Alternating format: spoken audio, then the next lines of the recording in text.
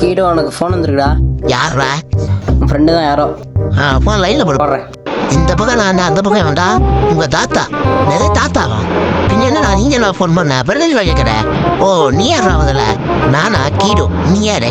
நான் தான்டா சைதாப்பேட்டை சரவண சங்கம் இல்லை பக்கத்து வீட்டு தங்கம். அதெல்லாம் தேவை எதுக்கு ஃபோன் பண்ணேன்? இல்லை மச்சி நீ தான் கடை மோசனியாமா? ஆமாம், இவர் பெரிய மேயர் புள்ள. இவர் கடைக்கு போக சொல்லி இவர் ரொம்ப மோசியில் நிறைய கறியை விட்டுட்டு என்னது அந்த நான் சாப்பிட போகிறேன். சொல்ல வச்சி சரி. இப்போ நீ எங்கே இருக்கிற? நான் சைதாப்பேட்டில் தான் இருக்கிறேன்.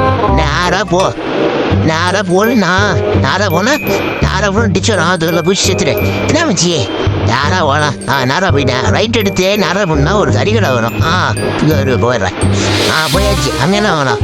அங்கே போயிட்டு என்ன பண்ணுறேன்? பாய் 10 கிலோ கறி கொடுங்க பாய். நீ இல்லை நான் இருக்கேன். பாய் 10 கிலோ கறி கொடுங்க பாய். இருங்க பாய். பொருங்க என்ன சொல்கிறான்? பொருங்கண்ணா சம்சாரம் யாரும் ஒரு தரான்டா.